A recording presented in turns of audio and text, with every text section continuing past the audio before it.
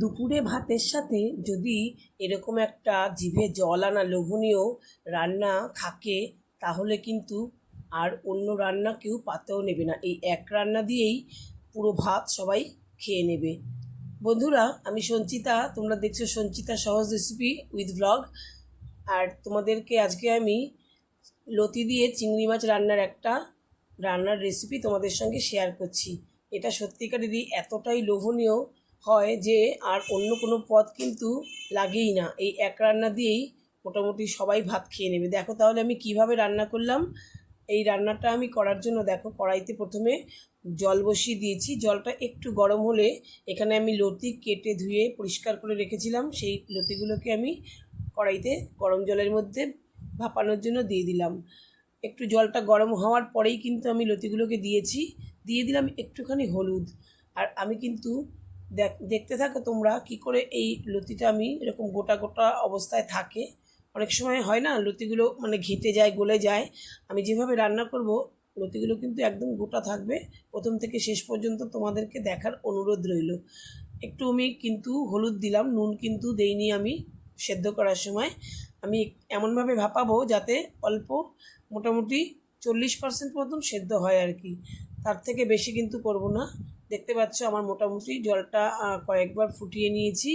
এরকম ভাবে মোটামুটি একটু নরম হয়ে গেছে লতিটা, কিন্তু ছাড়াই রয়েছে, গোটা রয়েছে। আমি নামিয়ে জলটাকে গেলে এবার কড়াইয়ের মধ্যে আমি সর্ষের তেল দিয়ে দিয়েছি। দিয়ে খুব ভালো করে চিংড়ি মাছ দিয়ে আমি চিংড়ি মাছটা প্রথমে ভেজে নেব।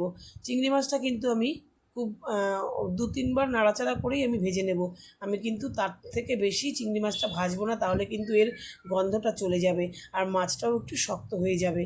দেখতে পাচ্ছ, এই যে 2-1 বার নাড়াচাড়া করে নিলাম। এবার আমি নামিয়ে নেব চিংড়ি মাছটা। বন্ধুরা, এই রান্নাটা করার সময় এত সুন্দর সুগন্ধ বেরোচ্ছিল চিংড়ি মাছের, এই অল্প ভেজে নামিয়ে নিয়েছি। এটাই কিন্তু মাছটাও একদম নরম রয়েছে, ভাজাটাও হয়ে গেছে মোটামুটি। এবার এই তেলের মধ্যে কিন্তু আমি দিয়ে দিলাম 1/2 চামচ কালো জিরেটা দিয়ে দুটো কাঁচা লঙ্কা আমি ভেঙে দিয়ে দিলাম। আমি এখানে গুঁড়ো লাল লঙ্কা দিইনি, তোমরা লাল লঙ্কা আর কাশ্মীরি লঙ্কা এগুলো দিতে পারো, যে যেরকম ঝাল খাও সেই অনুযায়ী।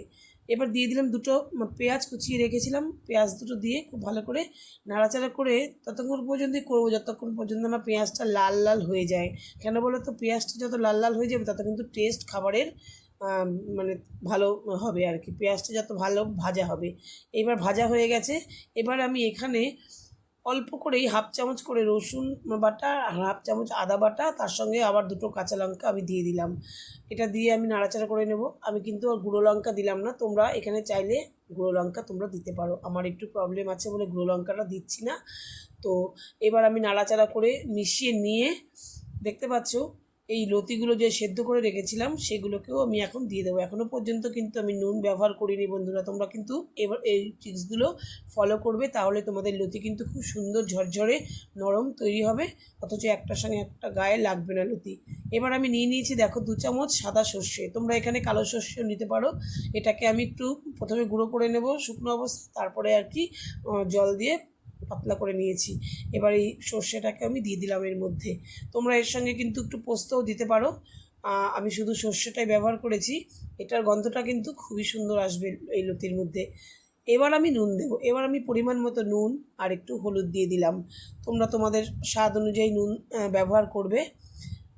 এবার দেখতে পাচ্ছ একটু মিশিয়ে নিয়ে আমি একটু স্বাদ মতো চিনি দিয়ে দেবো সামান্য। টক ঝাল মিষ্টি সমস্ত কিছু একসাথে থাকলে খাবারটা কিন্তু টেস্ট খুব ভালো হয়। এই চিনিটাকে দিয়ে মিশিয়ে নিলাম। এবার আমি ভাজা চিংড়ি মাছটাকে কিন্তু দিয়ে দেবো। ভাজা মানে খুব বেশি ভাজিনি।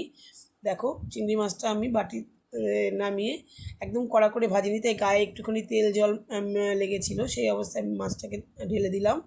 মাছটাকেও খুব ভালো করে লতির সঙ্গে মিশিয়ে নিচ্ছি। বন্ধুরা, রেসিপিটা যদি তোমরা শেষ পর্যন্ত দেখে থাকো আর ভালো লাগলে কিন্তু তোমরা লাইক কমেন্ট করো।